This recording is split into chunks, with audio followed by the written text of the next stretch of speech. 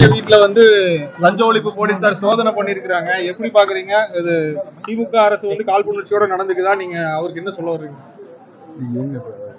யார் income tax லஞ்ச ஒழிப்பு துறைனா தமிழ்நாடு அரசு. தமிழ்நாடு அரசு அரசோட சொல்லி இப்போ கார்ல வரும்போது அப்படி வர எனக்கு தெரியும்.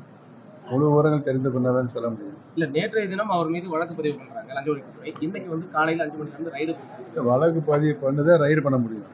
விஜிலன்ஸ் அதிகாரத்தில் இல்ல இமீடியட்டா வழக்கு பதிவு பண்ண உடனே ரைடு வழக்கு பதிவு பண்ணிச்ச பிறகு ரைடு பண்ணலாம். ஐயா அமித்ஷா விவரம் தெரிஞ்ச பிறகு சொல்றேன். ஐயா இப்போ பாஜகவுடைய இவர் மூத்த நிர்வாகி இப்போ கோவையில முகாமிட்டு இருக்காருங்க. அமித்ஷா முகாமிட்டு இருக்காரு. அவரை சந்திக்கிறதுக்கு நேரம் கேட்டிருக்கீங்களா?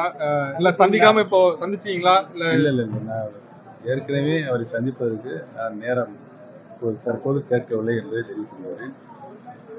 அவர் வந்து கட்சி ஒருங்கிணைக்கு முயற்சி எடுத்தாங்கன்னு ஏற்கனவே சொல்லியிருந்தீங்க. அனைத்து இந்திய சந்திக்காம தவிர்க்கிறீங்க. பாரதிய ஜனதா கட்சியை பொறுத்தவரையில் பிரிந்து கிடக்கின்ற அனைத்து இந்திய அண்ணா முன்னேற்ற கழகத்துடைய சக்திகளை இணைக்க வேண்டும் என்றுதான் கடந்த சட்டமன்ற நாடாளுமன்ற தேர்தல் வந்து மாண்புமிகு அமைச்சர் திரு அமித்ஷா அவர்கள் சொல்லிக் கொண்டிருக்கிறார். அவர் அந்த சூழல்ல அவர் சந்திக்காம தவிர்த்து கோவையில 2 நாள் முகாமிட்டு இருக்காரு.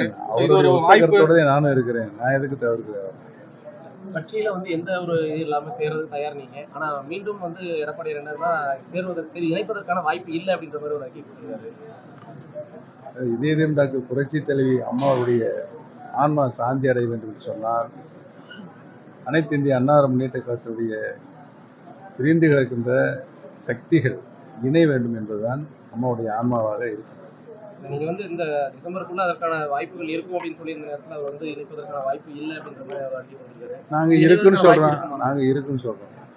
வேற சட்ட ரீதியில என்ன மாதிரியான வாய்ப்புகள் இருக்குன்னு நினைக்கிறீங்க? ஏன்னா இப்போ உங்களுக்கு சாதகமா இப்ப ஏற்கனவே ஒரு தீர்ப்பு ஒண்ணு வந்திருந்தது. ஆமா, நீங்களே சொல்றீங்க உங்க வாக்கு பலிக்கட்டும். இந்த இணைப்புக்கான முயற்சிகள் வந்து நம்ம தரப்புல இருந்து தொடர்ந்து எடுக்கப்பட்டு வருதா? எங்களுடைய தரப்புல இருந்து இணைப்பதற்கான முயற்சிகள் தொடர்ந்து எடுக்கப்பட்டு வருது. ஆனா அதுக்கு அவங்க ஒத்துவராங்க. அவங்க தரப்பு ஒத்துவராங்களா? பார்த்துட்டு தான் வருவாங்கன்ற ஒரு நம்பிக்கை இருக்கு. பேச்சுவார்த்தைகள் ஏதாவது நடத்திருக்கமா நம்ம சைட்ல இருந்து? அவங்க கூட ஏதாவது பேச்சுவார்த்தைகள் ஏதாவது போயிருக்கா? இதுவரை அவர்கள் தரப்புல இருந்து பேச்சுவார்த்தை இல்லை. நடுநிலையாளர்கள் எங்களிடம் பேசிக் கொண்டிருக்கிறார்கள். நாங்கள் அவரிடம் பேசிக் கொண்டிருக்கிறோம்.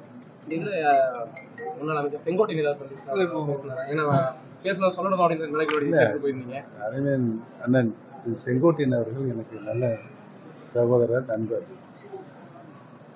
அவருடைய எண்ணம் இணைய வேண்டும் என்ற கருத்தின் அடிப்படையில் தான் இன்றைக்கு பத்திரிகை செய்தி வருது. உங்கள் மூலமாக எனக்கு தகவல் வருகிறது.